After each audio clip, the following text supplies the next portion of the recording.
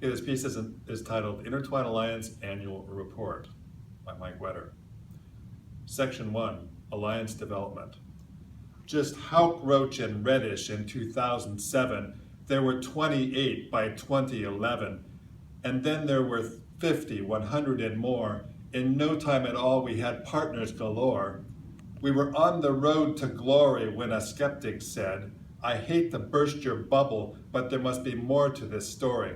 You've got partners enough to fill any joint, but you have yet to explain exactly what is the point. So Nicholas, we did anoint.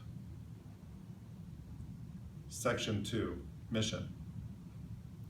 He said it's clear for anyone to see, the answer lies up in that tree.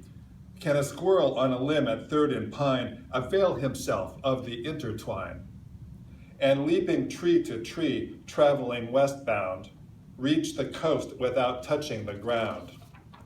Dear skeptic, if it were easy to connect across program and project, there might be some sense to your logic.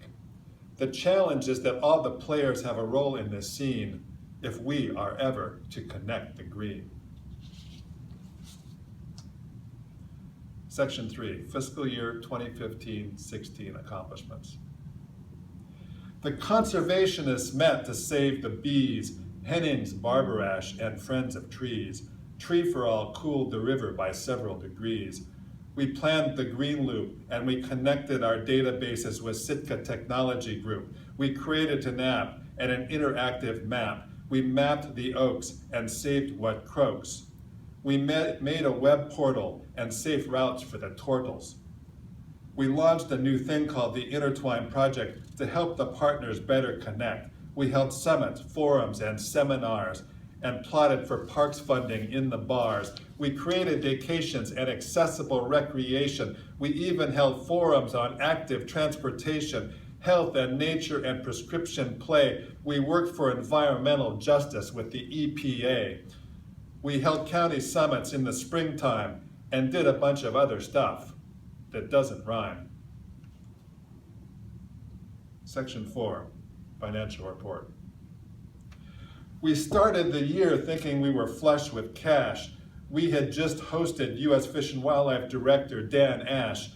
So we celebrated and made much merriment until we read the cooperative agreement, determined still to land on our feet. David Cohen suggested we pick up cans on the street.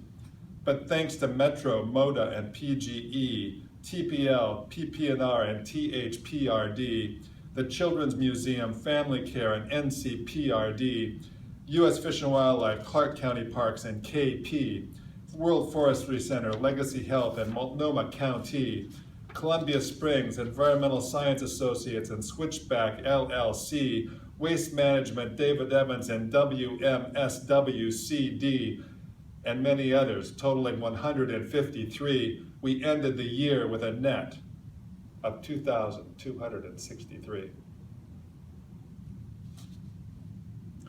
Section 5, Expectations for Future Performance.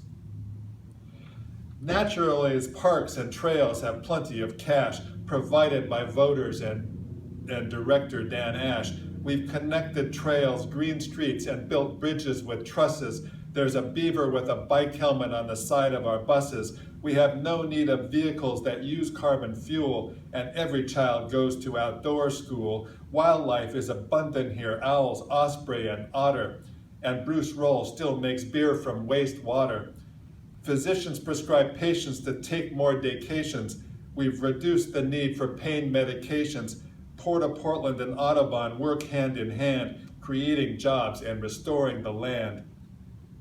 We bridge difficult divides of age and race, and Metro owns 1 million acres of open space.